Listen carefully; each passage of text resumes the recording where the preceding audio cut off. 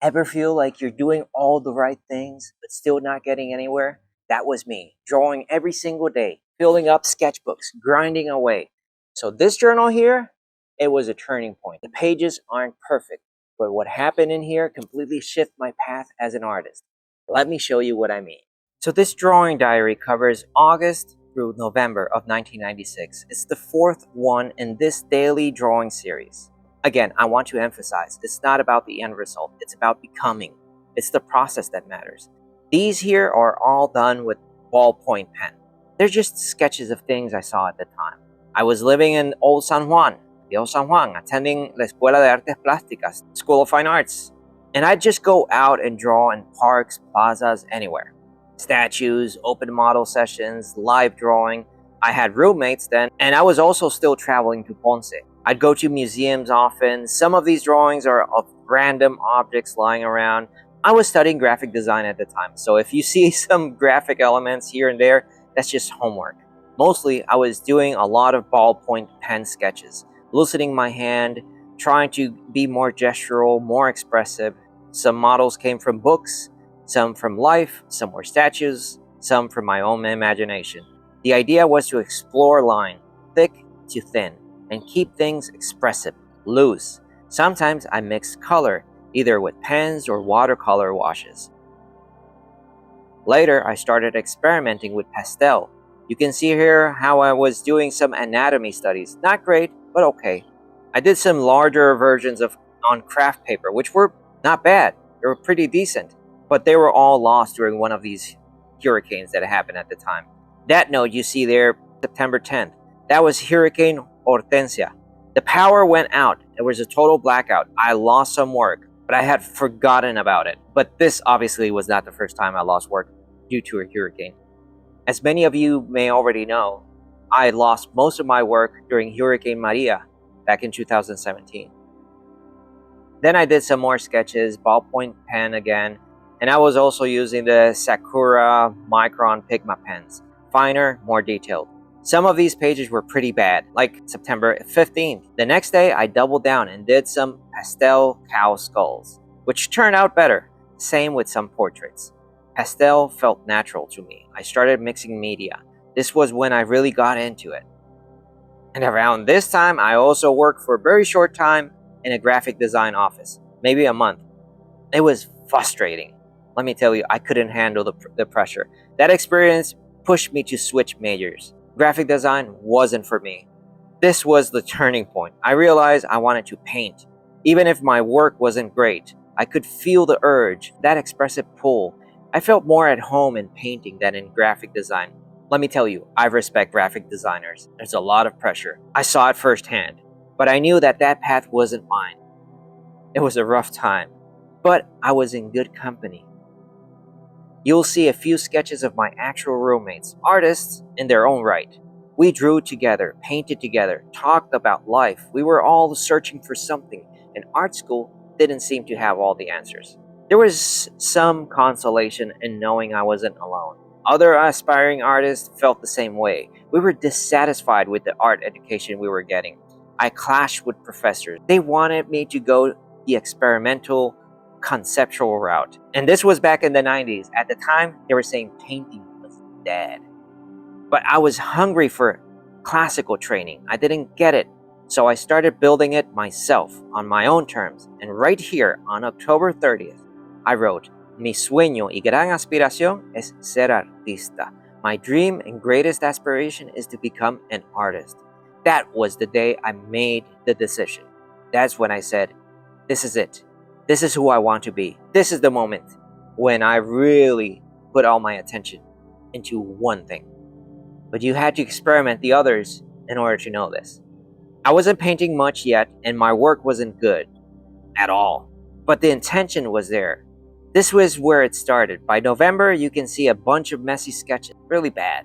I was frustrated, swimming against the tide, misunderstood. I craved mentorship, real guidance, someone to help me in the direction I longed for, classical art. That wasn't available, so I kept going my own way. Those were the big lessons I took from this journal. Sometimes you just have to trust your intuition, that inner light, that creative pull. I followed what my heart was telling me to do. Now look at those flipped portraits drawn upside down. That was done on purpose. I'll get back to that. That was intentional. There's a reason for it. Looking back at this journal marks the moment I stopped pretending to follow a safe path. I was still stuck in graphic design, clashing with teachers, frustrated, but deep down, something was waking up. That tension, that in-between space, that's exactly what the hangman represents. It's not just about pausing, it's about seeing differently.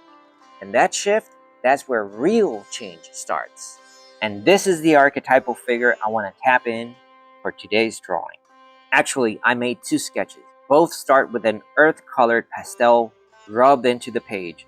Just smooth it out with my fingers to create a warm, soft foundation. Then I sketched directly over it, using a sanguine pencil. The shapes came from memory, from feeling, not so much from copying.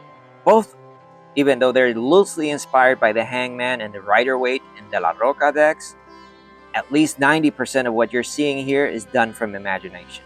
Because at some point we have to break free from the crutches of reference images and let the archetypes within us take on their own forms. That's how they come alive, not as borrowed icons, but as living forces flowing through us. In this first sketch, I focus on the whole figure. Yes, I drew the entire figure upside down, just like one of the drawings you saw in the last page of my journal. I used white pastel to illuminate the halo around the head, that inner light that often comes during moments of pause, not action. And why this particular card? Because this chapter of my life was all about being caught in between, suspended in a moment of tension, frustration, and quiet awakening. I hadn't switched to painting yet, but the desire was already taking shape. I was questioning the system, clashing with professors, struggling with direction, but also starting to see things differently. That's what the Hangman is all about. Standing still long enough to shift your entire perspective. The second piece zooms in on a portrait. Again, it's upside down. This technique, drawing faces upside down, forces you to stop relying on mental shortcuts. You're not drawing what you think you see, you're actually seeing. You're paying attention to shapes, not names. It breaks the brain autopilot and trains your eyes and hand to work together more honestly. It's simple, but surprisingly powerful. And fun too, once you get over the awkwardness. This time, instead of white pastel, I used an eraser to bring out the highlights. Same idea, different approach.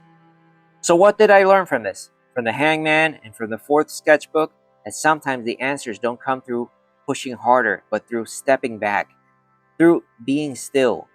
That frustration and uncertainty can open new doors if you're willing to hang in there and see things from a different angle.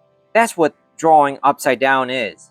Since this channel is all about art and archetypes, we have to talk about the archetype that lies at the core of the lessons learned from this journal.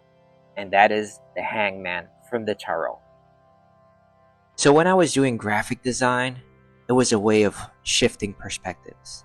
It was a way to see things from a different angle in order to realize where my real passion lay, where my true path was. That's why it's so important to try different things, so you get to know really where your true path is. So that's what I've got for you today. If any of this resonated, let me know in the comments. What's your creative process been like? What's your turning point? And as I always say, may the gods, angels, muses, or whatever you want to call these timeless cosmic archetypes be your guides and inspiration. Till next time, peace. Thank you very much for watching this video until the very end. If you like this video, make sure that you hit the like button, subscribe, and hit the notification bell, and I'll see you on the next one. Bye-bye.